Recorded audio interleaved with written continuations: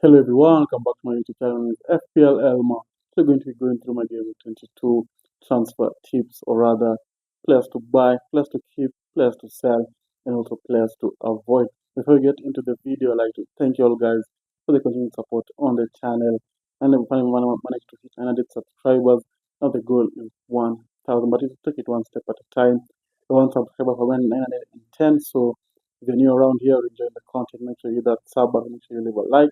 Make sure you hit that bell, don't miss any content going up on the channel. Also leave a comment telling me your transfers you're going to be doing before Gameweek 22, and also in any match time.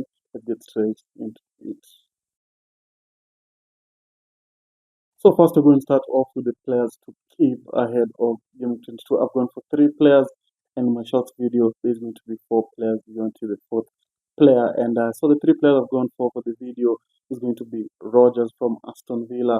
I know don't have the best form since the United game, only 1 assist in his last 4 games, which is not ideal really. But the good fixtures coming up for Aston Villa. Going to be playing Everton, Newcastle, Brentford, Bournemouth, Brighton, and Leeds and Wolves after that good run of fixtures. So he was a Rogers owner. I think I'd still hold and hope that he can be able to return or go back to his previous form. I wouldn't rush to sell him. Then the next player is Phil Foden. I know he hasn't been ideal.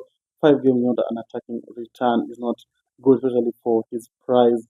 I know that can put off a lot of people who want to move him on. But he was a Foden owner, and I am a Foden owner. I think I'd still hold for a while. Good fixtures coming up. Manchester United, Wolves, Spurs, Liverpool, and Fulham in the next 5. But I definitely hold him for United and Wolves.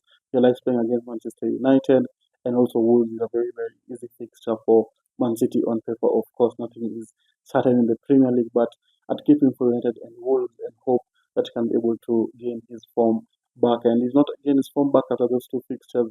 Maybe now I'd consider selling and moving him on to another midfielder. And then the last player is Eki TK. I know he blanked in back-to-back games because of injury, but in the FA Cup against Barnsley, he was on the bench. He came off the bench as well and scored in the 94th minute. So I hope he can be able to carry that form into the Burnley game. Of course, not certain whether he's going to play the full 90 or not. We'll have to wait and see. But against Burnley, he'll still come off the bench able to get some attacking returns. So for me, it was like a ticket owner. I'd also keep. And decent fixtures coming up. Of course, not the easiest fixtures. After Burnley, they play Bournemouth and Newcastle. Of course, Bournemouth and Newcastle are not very good defensively, because a lot of goals in the past 2 games, especially Bournemouth. So yeah, not the easiest fixture. But if it was a ticket owner, I definitely hold and hope that he can be able to perform against Burnley, Bournemouth, and Newcastle. So those are the 3 players I'd definitely keep if I was the owner, and hope they can be able to turn their form around. So now let's look at the players to buy. So for the players I've gone as players to buy ahead of Game Week 22, the first one is Gabriel from Arsenal. He's been amazing for Arsenal since his return. Huge attacking threat, of course, 2 goals in his last 3 games, which is huge for a defender and a centre back, mind you. So very amazing returns, and also 2 clean sheets in his last 3 games. Whereas when he was out for Arsenal, there's only 2 clean sheets in their last 10. So it seems like he's the glue for the team and the glue to that Arsenal defense. So for me, I think he's a must own and a must buy ahead of Game 22, because he's just an amazing addition to that Arsenal team. And then the next player is going to be Wilson. Very, very, very cheap option. I don't think I'm not so sure if he's 5.9 or 6 million at the moment, but yeah, I got him when he was 5.5 million, and he's been amazing, good returns. If you're looking for a cheap enabler at that 6 million range, I think Wilson is your guy. 3 goals in his last 4, and also good fixtures coming up. Not necessarily good, but decent fixtures coming up in Leeds, Brighton United, and Everton. Very high chance of attacking returns. And it's also on set pieces, so high chance of assist from those set pieces. Then the next player is Bruno Fernandes from Manchester United. They're not the best pick if you look at the next 2 fixtures, playing Manchester City and Arsenal. But we all know he's an output machine. United score 2 or 3 goals, every and 1 goal. You just know he's going to be at the scene of the crime. So you just know he's going to have an attacking return. So yeah, that's why I've gone for Bruno Fernandes there. But if you're not keen on that Man City and Arsenal fixture, I'd hold on for Game Week 24, where the fixtures are also going to be very decent for United with the Fulham, Spurs, West Ham, and Everton after Man City and Arsenal. So, yeah, if you're not keen on those two fixtures, maybe hold on until Game Week 24.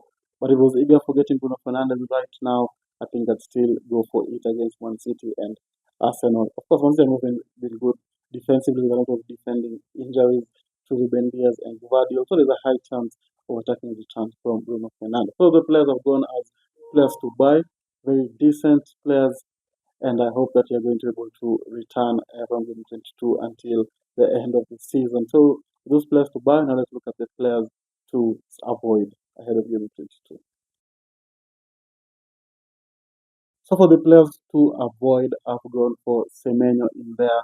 I'm a bit surprised to see him as among the most transferred in players, as people are forgetting about the Pep roulette.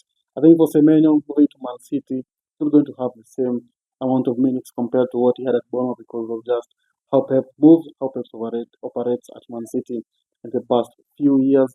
So for me, I definitely hold and see what is going to happen because it's going to be a decision of Doku versus Semenyo on the right wing. Maybe you could see him play on the left wing, but there's still a lot of competition there. So probably I'd hold out and wait to see how situation is going to unfold at that Man City team.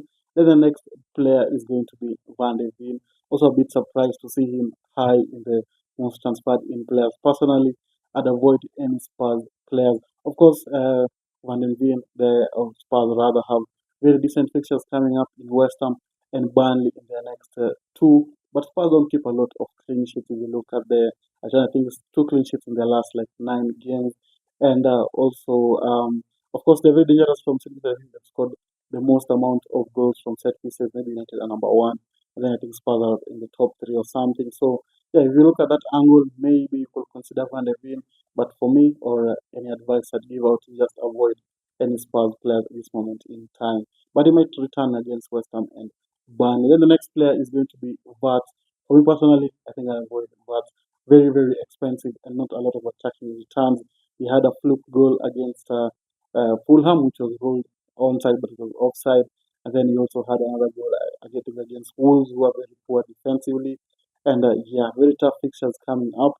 With after Burnley, of course, they do have Bournemouth, Newcastle, Man City, and Sunderland, which you have seen he's struggled a lot when it comes up against physical midfield. So for me personally, for Florian Wirtz, I think I'd also avoid. If I'm looking for a Liverpool player, I think I'd go for Van Dijk or I'd go for Soboslai, who's on penalties. Wait for Salah to come back. He's going to be a starter. Yes, or maybe just move on to get someone like Ekitike, who I think can produce more attacking returns compared to Florian Wirtz. And I think there are also very decent midfield options rather than Florian Wirtz. So definitely for me, Florian Wirtz is an avoid. So the three players I've gone as players to avoid: Semenyo, Van den Ven, and Wirtz. So now let's look at the players to sell.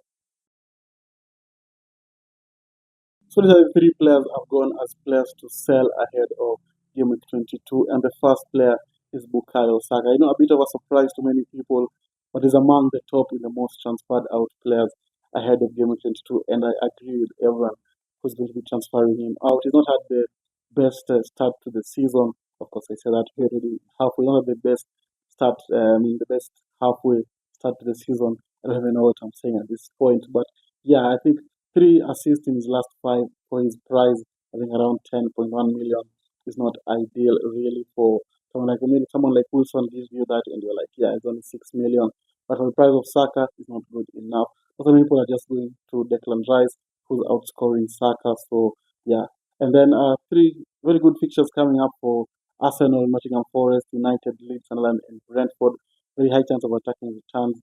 But I think I'd rather go for someone like Declan Rice, who will give you a lot more compared to Bukayo Saka. Or maybe someone like Odegaard as an outside shout who gives you also a lot more compared to Bukayo Saka at this moment in time. And then the next player is going to be Cunha from Manchester United. Tough fixtures in next to Man City and Arsenal. Not in the same role as what Bruno Fernandes can offer. So and with Cunha to Bruno Fernandes, I think is a very good transfer. And yeah, he's not been very good for Manchester United, I might say. Two goals in his last five, and mind you, in that run they played Wolves, Leeds, and Burnley, who are among the teams who have conceded the most goals. So just poor showing for the people who bought him as well for that good run of fixtures. He's been very, very atrocious. And yeah, I think it's time to move him on. Then the last player is going to be Keane from Everton.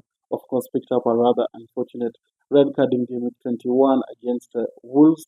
And yeah, I think he's going to be out for the next 3 games as well. And so that will open doors to a potential prize draw because people are going to be transferring him out. Maybe we might have a same situation as Van de Beek from Brentford, who got an injury, was replaced by Aye or Aja, whatever you pronounce his name. And Van de Beek has never been able to go back into the team. And that might be the same for Michael Keane with the Brentford back in there. Rumors circulating of maybe Everton getting Ben White might close the doors for him coming back into the team straight away. But hey, we might never know. But I think the main reason is just for potential price drop. I'd definitely sell and maybe buy him later when he's a bit cheaper. So the players I've gone as players to sell: Saka, Cunha, and Keane. Let me know down in the comments what do you think about my transfer tip for Game 22. Do you agree with all of them? Do you disagree? Let me know down in the comments. And yeah, if you wanted to reach this far, don't forget to leave a like and subscribe, and also leave a comment saying Bruno Fernandez, just so that I can know that you managed to reach this far. And I'll see you guys later. Bye bye.